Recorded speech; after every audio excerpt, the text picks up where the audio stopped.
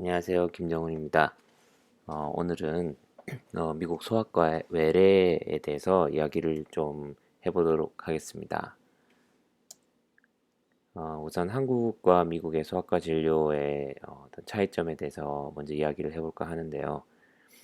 참고로 저는 이제 한국에서는 수련을 받지는 않았고, 하지만 이제 한국에서 이제 애들 소아과를 보내보면서 이제 뭐 느꼈던 점, 그리고 이제 그게 이제 미국 와서 막상 제가 소아과 의사로서 진료를 해보니까 어떻게 달랐는지, 그런 거에 대해서 조금 비교를 한번 해보도록 하겠습니다.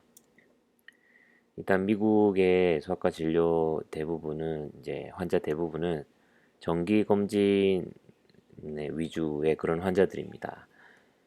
그래서 이제 애가 태어나서부터 이제 쭉 자라면서 이렇게 이제 어느 주기마다 소아과에 이제 방문을 해서 잘 자라고 있는지, 어, 발달 상황 어떤지, 집에서 이제 애들한테 뭐 먹이고 있는 거는 어떤지, 제대로 하고 있는지, 또 예방주사 밀린 건 없는지, 그런 것들을 이제 체크를 하고, 또 이제 어떤 어떤 그 위험한 어떤 병의 징후가 보이면은 이제 다른 과로 이렇게 컨설트를 낸다든지 이제 그런 환자들을 위주로 보고요. 한국에 있을 때는 요즘은 제가 이제 한 3년 전에 한국에 있을 때만 해도 이제 애들 데리고 소아과에 간다 하면은 대부분은 이제 아파서 이제 가는 경우가 대부분이고, 물론 이제 요즘은 한국도 이제 영유아 정기검진 이렇게 해가지고 이제 국가에서 통지서가 이제 날아오잖아요.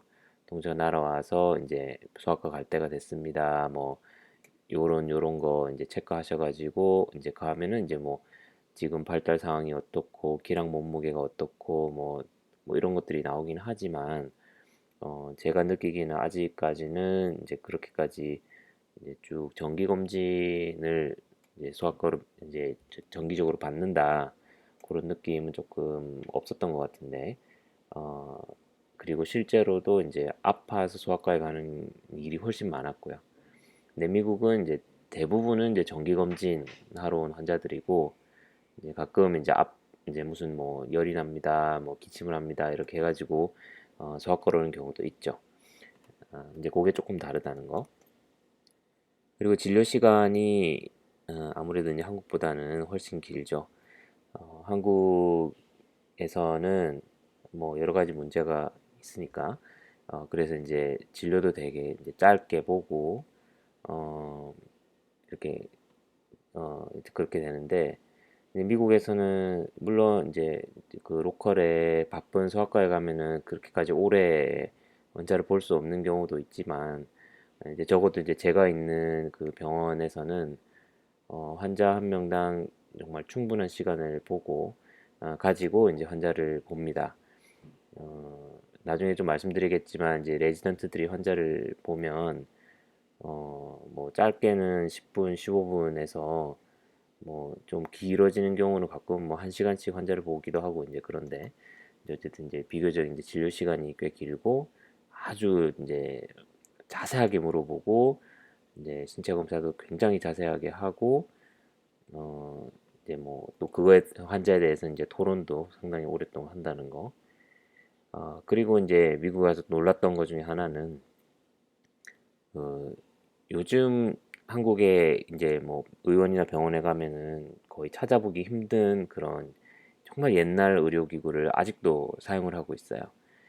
예를 들면 이제 눈을 본다든지 귀를 본다든지 할 때 쓰는 검안경, 그런 것들 우리 이제 그 학생들 그 시험 칠 때는 그 되게 전통적인 그 어떤 그 도구 있잖아요. 그걸로 확대도 안 되고 하는 거. 그걸로 검사를 하는데 이제 그걸 이제 그렇게 하는 걸 배우기만 했지 실제로는 제가 소아과 애들 데리고 가면서 쓰는 거 본 적이 없거든요. 요즘은 한국에는 소아과 가면은 다 그런 비디오로 이렇게 쫙 이렇게 큰 화면으로 보이는 그런 기구들을 있어서 이제 그걸 쓰잖아요, 보통. 근데 미국에서는 아직도 그 정말 전통적인 방식의 그 도구들을 아직도 사용을 하고 심지어는 이제 그 몸무게 재는 저울도, 물론 이제 애기들 몸무게 재는 저울은 다 이제 디지털로 이렇게 돼 있는 이제 좋은 저울을 쓰지만, 이제 좀 애들이 커서 이렇게 몸무게 잴 때는 정말로 아직도 그 저울 추 이렇게 착착 움직여가면서 다는 그 체중계를 아직도 많이 씁니다. 네, 저희 병원에서도 실제로 쓰고 제 진료실에도 그게 있고, 그래서 애를 올라가란 다음에 이제 큰 추 하나씩 옮겨가면서 이제 몸무게를 재거든요. 그런 걸 아직도 쓴다는 거. 그게 좀 달랐죠.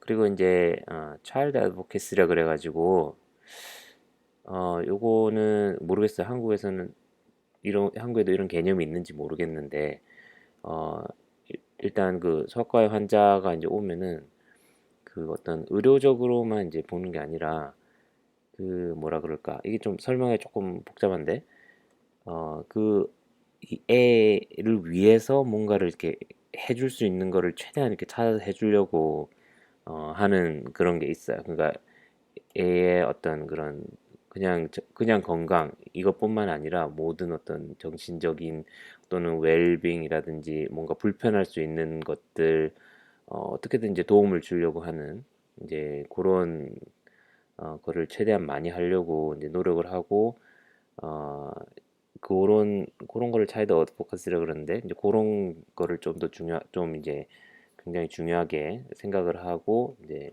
강조를 합니다. 그다음에 이제 이 미국의 이제 소아과 진료를 이제 소아과 보호들을 딴 의사들만 보는 게 아니라, 아, 그러니까 일단 전공의 입장에서 이제 외래 진료가 어떤지 미국에서 그런 거에 대해서 좀 설명을 드릴게요. 그 한국은 전공의들이 외래에 이제 투입되는 거는, 어, 제가 알기로 이제 전연차 때는 없는 걸로 알고, 나중에 이제 연차가 좀 올라가면은 조금 보는 걸로 그렇게 알고 있는데, 어, 그리고 실제로 이제 그 수련 과정에서는 대부분 이제 입원 환자 이제 위주의 그런 어떤 수련인 걸로 제가 알고 있는데, 미국 소아과에서는 이제 외래 진료를 아주 중요하게 생각을 합니다. 물론 이제 입원실 환자 보는 것도 많은 비중을 차지하지만, 이제 그 미국 소아과 수련의 제일 중요한 목적 중에 하나가 일반 소아과의를 길러내는 것이기 때문에, 일반 소아과의라고 함은 이제 대부분 이제 나중에 수련 끝나고 나서 세부 전공을 하지 않는 이제 소아과 의사들은 이제 그 일반 어, 그 외래 진료실에서 외래 환자들을 보잖아요. 그러니까 그런 의사를 길러낼 수 있는 그런 수련을 굉장히 하게 생각하기 때문에, 전공의들도 외래에 바로 투입을 합니다. 1년 차부터. 그래서 일주일 중에 하루를 정해가지고 Continuity Clinic Day라고 해서, 그날은 이제 자기 외래가 있는 날이에요. 그래서 예를 들면 저 같은 경우 이제 목요일이 제 정해진 Continuity Clinic Day인데, 목요일에는 특별히 굉장히 이제 바쁜 그런 로테이션이 아닌 이상에는 무조건 자기 외래의 그 진료실에 가서 외래 환자를 봐야 됩니다. 그걸 1년차 때부터 3차 끝날 때까지 계속 해요. 그러니까 이제 굉장히 중요하게 생각을 하는 거죠. 그렇게 해서 컨티뉴티 클리닉의 데이의 어떤 목적은 외래 환자를 보는 진료에 끊임없이 노출시키는 것도 있지만, 그 정기 검진이 아까 미국에서는 되게 중요하다고 그랬잖아요. 그래서 이제 자기가 예전에 봤던 환자를 한 달 뒤에 이제 같은 환자가 이제 예약이 잡혀서 오면은 내가 또 보고, 그래서 어떻게 바뀌었는지 또 보고, 그 다음에 또 왔을 때도 될 수 있으면은 이제 제가 한번 또 보고, 이런 식으로 해서 어떤 그 환자하고의 어떤 그 관계 형성, 이제 그런 거를 이제 형성하는 데도 굉장히 노력을 하고 있습니다. 그리고 그러니까 레지던트 프로그램이 있는 소아과에서는 레지던트가 굉장히 중요한 역할을 합니다.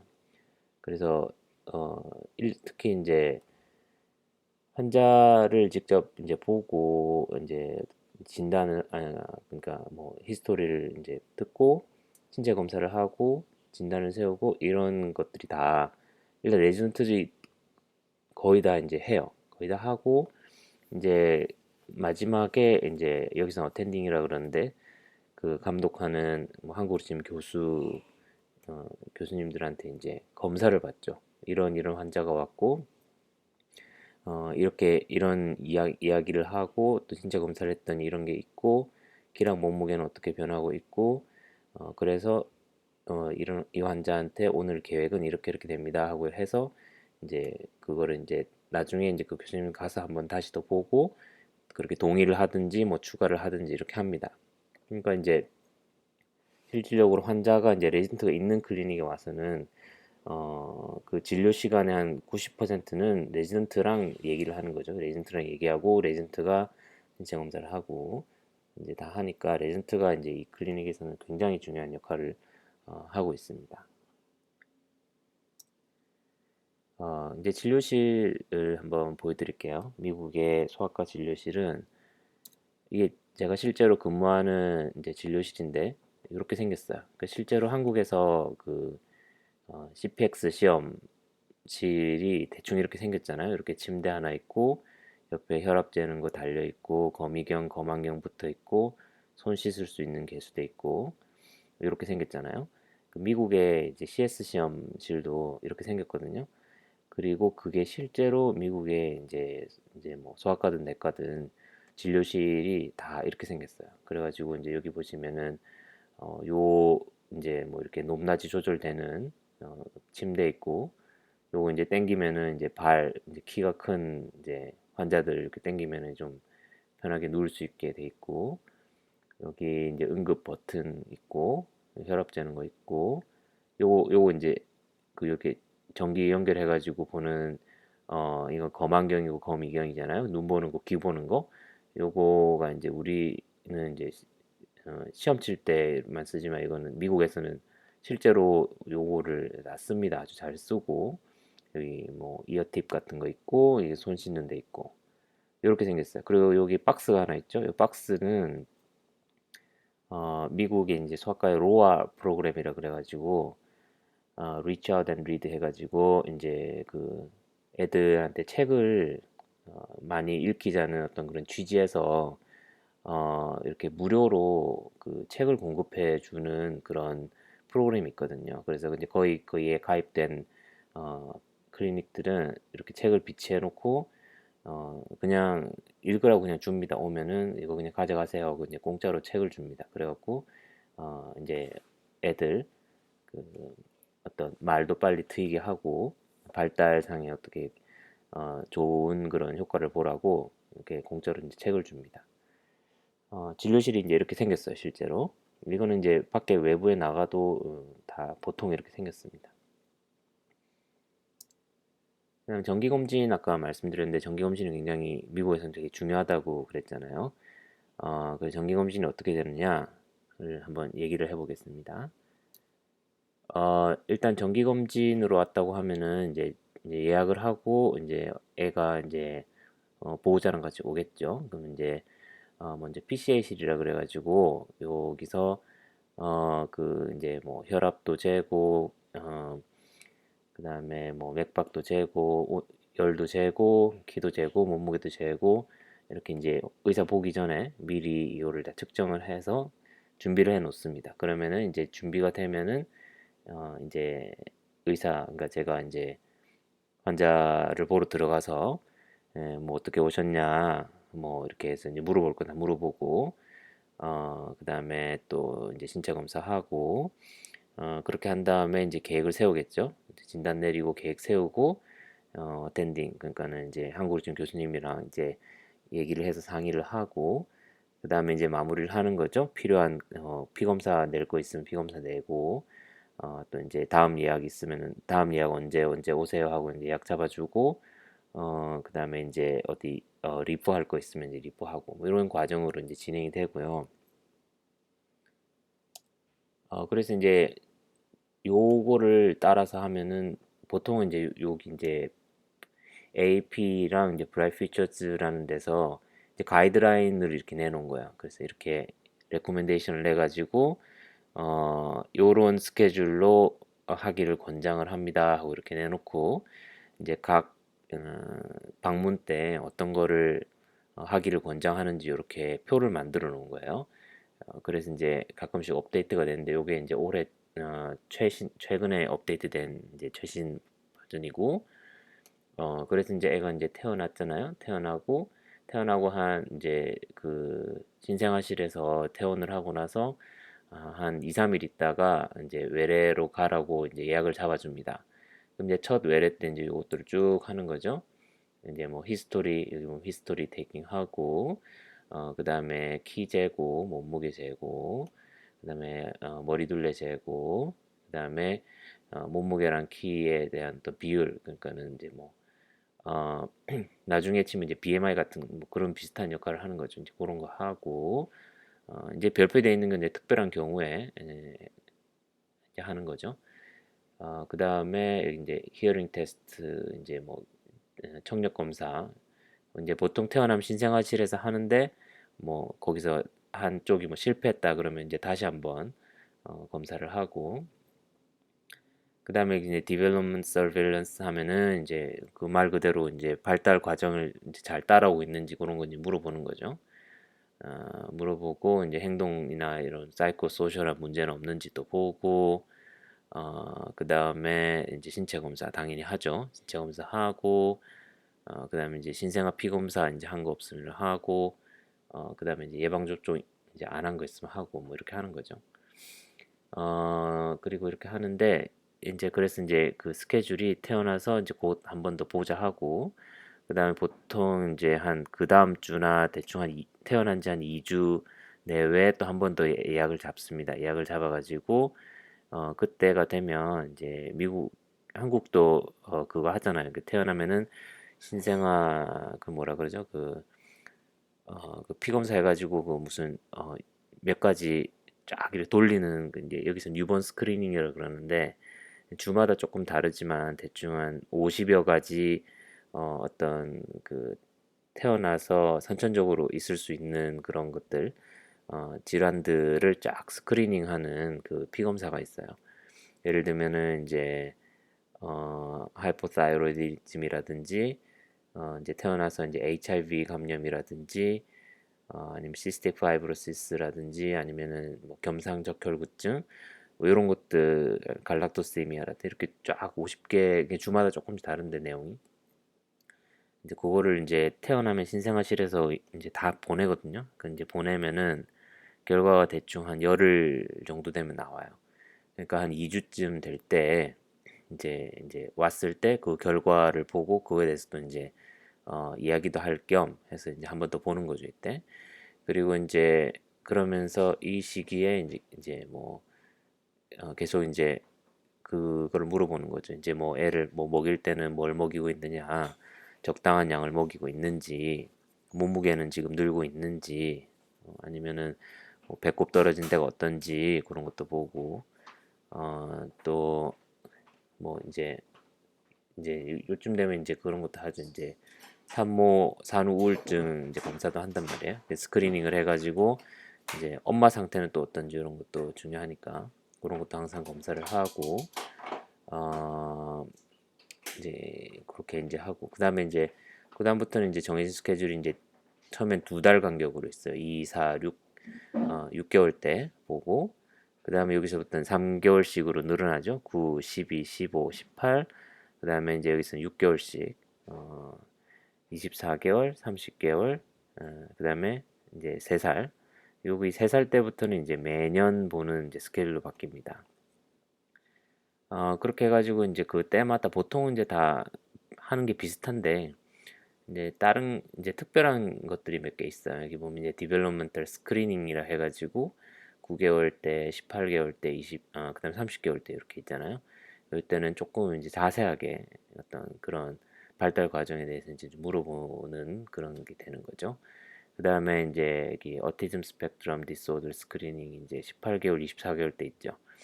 이때 이제 그 자폐에 대한 어떤 그런 질문들을 또 이제 스크리닝을 하죠.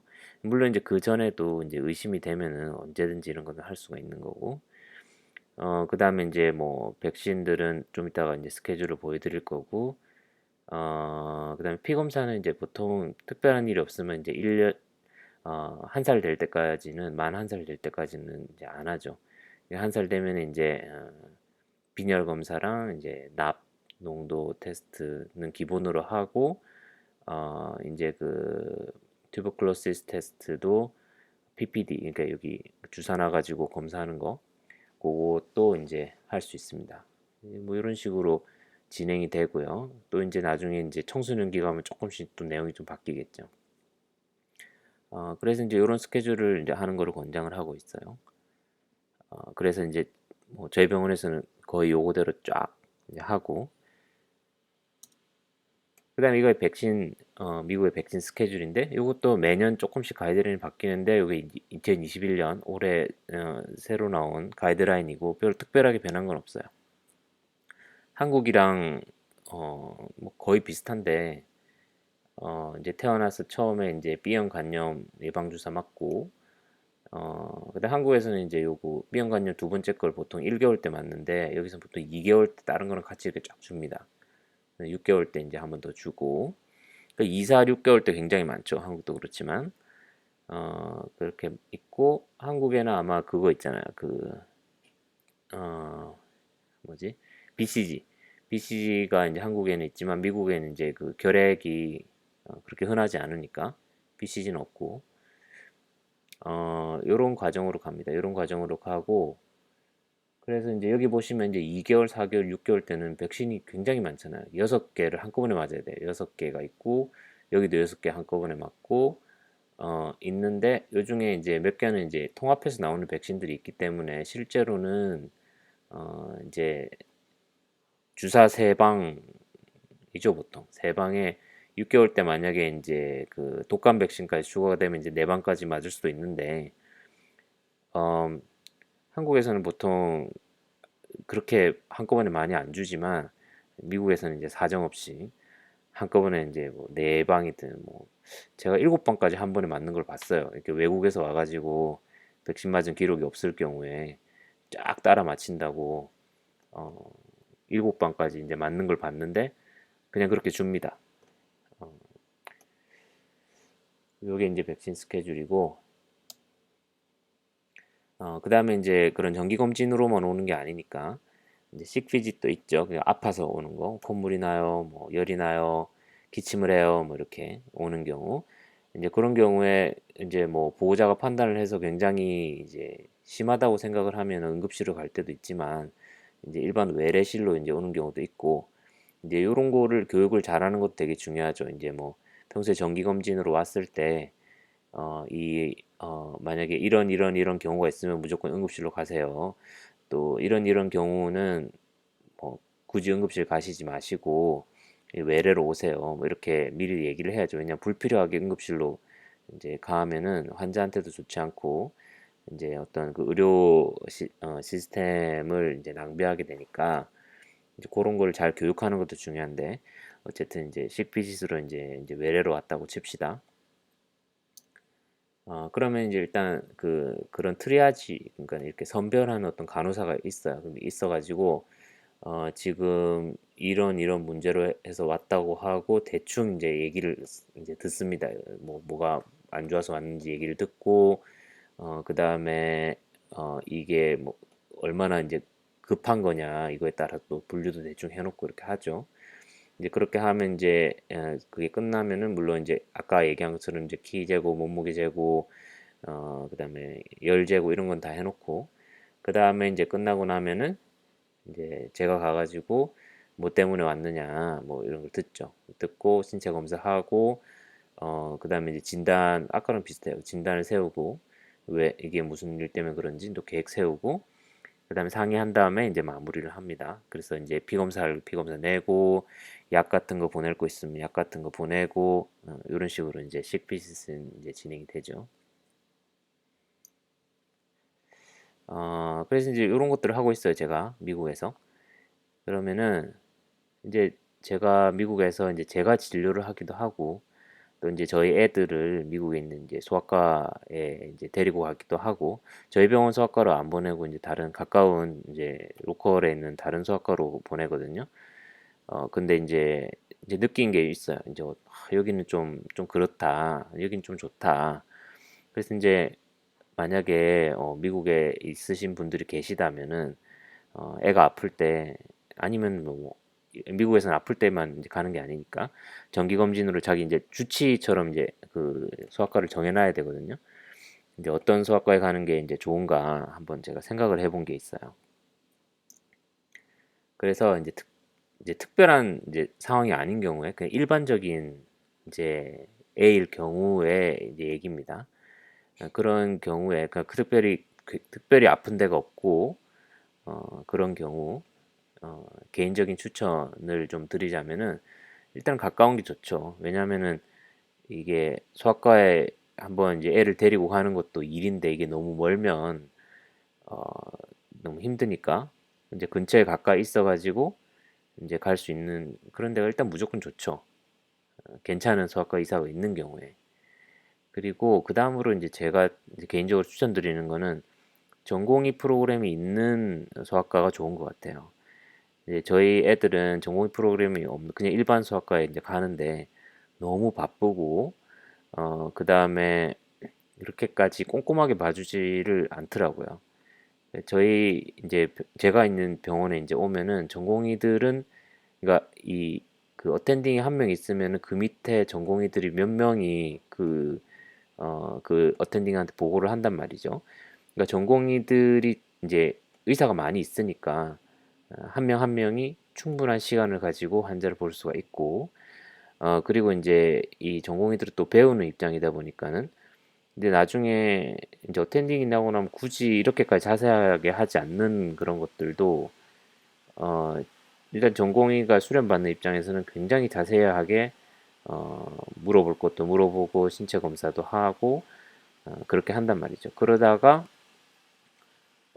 이제 꼼꼼하게 잘 보는 이제 전공의가 어떤 특별한 거를 잡아낼 수도 있고, 어, 그리고 이제 시간이 많기 때문에 이제 이제 보호자가 이것저것 물어보고 하는 것도 이제 대답해 줄 수 있는 시간도 충분히 되고, 그래서 그리고 이제 다음 이제 정기 검진, 그러니까는 다음 예약이나 어디로 리퍼를 한다든지 그다음에 이제 저희 얘기한 대로 잘 이제 이행이 되고 있는지 이런 것들도 굉장히 꼼꼼하게 체크를 하게 되는 것 같아요. 그리고 전공의들은 이제 환자를 보고 나서 나중에 이제 어텐딩한테 이제 보고를 하고 상의를 해야 되잖아요. 근데 이제 만약에 자기가 놓친 게 있으면은 이렇게 혼난다고 하긴 뭐한데 조금 이제 좀 그러니까 이제 안 놓치 이제 하나라도 빠뜨리지 않기 위해서라도 굉장히 자세하게 본단 말이에요.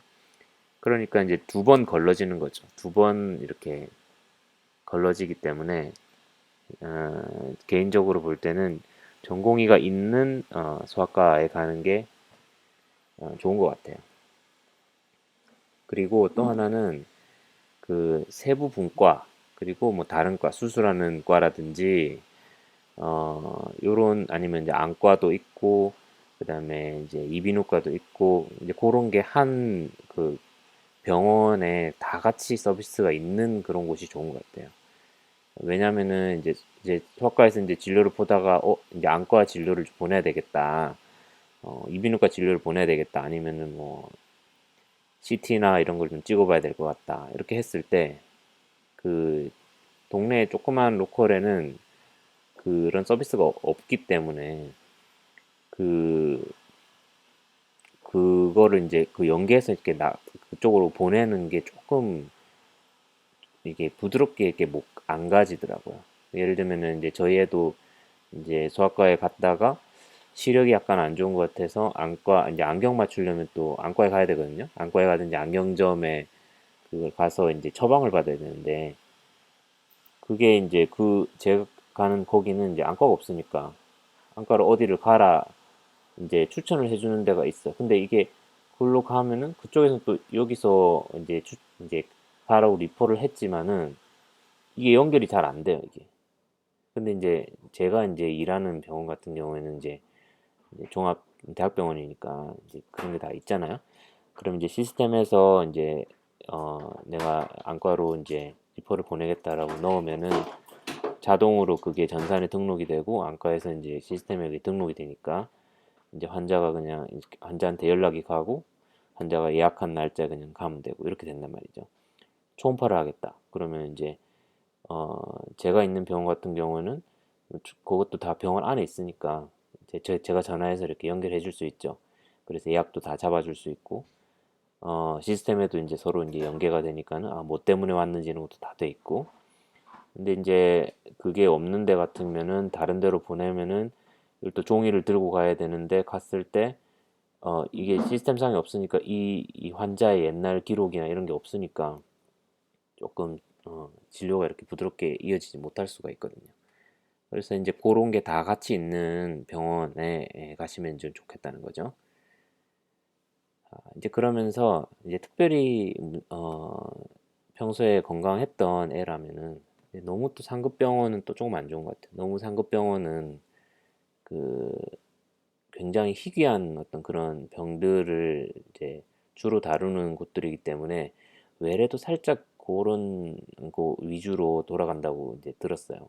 다른 병원에 있는 레지던트랑 얘기를 하다 보니까 그래서 오히려 이제 일반 그냥 이런 정기 검진에 특별한 문제가 없는 애들 같은 경우는 오히려 이제 그런 데 가면은 조금 그렇게 어, 우리가 이제 그런 애들이 마땅히 받아야 되는 어떤 그런 어, 외래의 내용들을 제대로 좀 받기 힘들다고 그러더라고요.